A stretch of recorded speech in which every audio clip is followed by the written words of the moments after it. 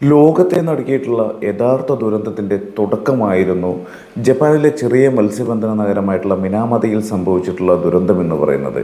എന്ന് വെച്ചാൽ അദൃശ്യമായിട്ടുള്ളൊരു വിഷം എങ്ങനെ ഒരു നഗരത്തിൻ്റെ ജീവിതം തകർത്തു എന്നതിൻ്റെ ഞെട്ടിക്കുന്ന ചരിത്രമാണ് പ്രകൃതി പലതവണ മുന്നറിയിപ്പ് നൽകിയിട്ടും അത് അവഗണിക്കപ്പെടുകയും ചെയ്തു.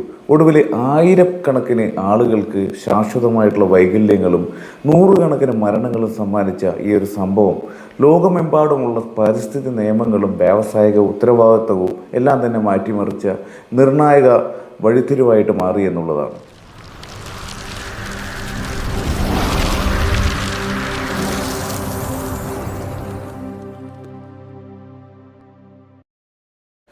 ജപ്പാൻ്റെ തന്നെ തെക്കൻ തീരത്തുള്ള ശാന്തമായിട്ടുള്ള ഒരു മത്സ്യബന്ധന നഗരമായ മിനാമത ഒരു കാലത്ത് സമൃദ്ധിയുടെ പ്രതീകമായിരുന്നു.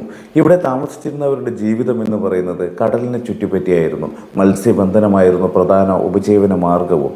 കടലിൽ നിന്ന് ലഭിക്കുന്ന മത്സ്യങ്ങളും കക്കയിറച്ചിയും അവരുടെ ഒരു പ്രധാന ഭക്ഷണവുമായിരുന്നു. എന്നാൽ കടലിനടിയിൽ ഒരു അദൃശ്യ കൊലയാളി പതുക്കെ വളരുകയാണെന്ന് അന്ന് ആരും തന്നെ തിരിച്ചറിഞ്ഞില്ല.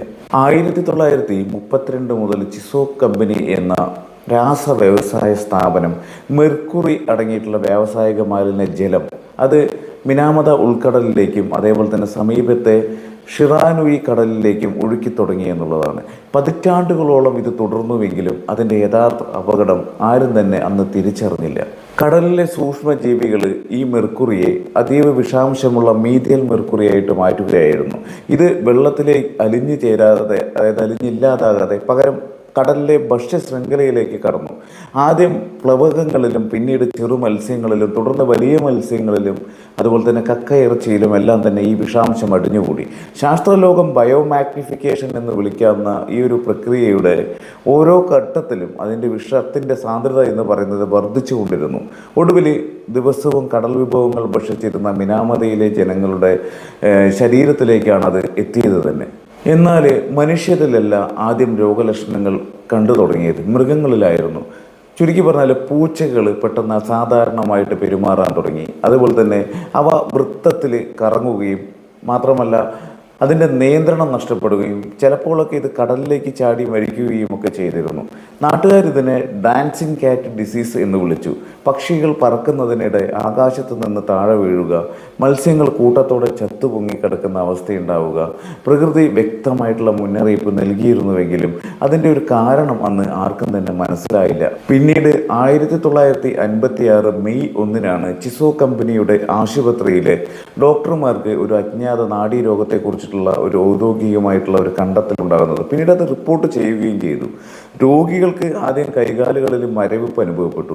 പിന്നീട് നടക്കാനുള്ള താളം നഷ്ടപ്പെട്ടു, സംസാരിക്കാൻ ബുദ്ധിമുട്ടുകൾ, കാഴ്ചശക്തി കുറയൽ, കേൾവിക്കുറവ് കുറയൽ, അങ്ങനെയുള്ള ശരീരത്തിൻ്റെ നിയന്ത്രണം നഷ്ടപ്പെട്ടുള്ള തുടങ്ങിയിട്ടുള്ള ലക്ഷണങ്ങൾ ഒന്നൊന്നായിട്ട് പ്രത്യക്ഷപ്പെടാൻ തുടങ്ങി. ഇതിൽ ചില രോഗികൾക്ക് അപസ്മാരം, പക്ഷാഘാതം, അതേപോലെ തന്നെ കോമ സ്റ്റേജ്, ഒടുവിൽ മരണം വരെ സംഭവിച്ചു. ഒരേ കുടുംബത്തിലെ പല ആളുകൾക്കും ഒരേ സമയം രോഗം ബാധിച്ചതോട് കൂടിയിട്ട് ഡോക്ടർമാർക്ക് പോലും അതായത് ഇതെന്തെന്നറിയാതെ അവർക്ക് അമ്പരം നിൽക്കേണ്ട ഒരു അവസ്ഥയുണ്ടായിരുന്നു.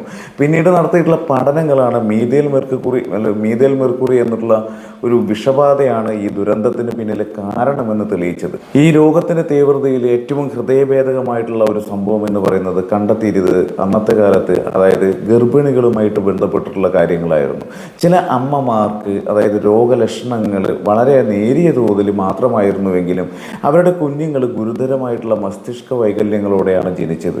മീഥേൽ മെർക്കുറിക്ക് മറുപിള്ള എളുപ്പത്തിൽ കിടന്ന് ഗർഭസ്ഥ ശിശുവിൻ്റെ തലച്ചോറിനെ നേരിട്ട് ബാധിക്കുവാനുള്ള കഴിവുണ്ടെന്ന് പിന്നീട് ശാസ്ത്രജ്ഞന്മാർ കണ്ടെത്തുകയും ചെയ്തു. ഇങ്ങനെ ഈ രോഗം ബാധിച്ച് ജനിച്ചിട്ടുള്ള കുട്ടികളിൽ നടക്കാനോ സംസാരിക്കാനോ കഴിയാത്ത അവസ്ഥയായിരുന്നു ഉണ്ടായിരുന്നത്.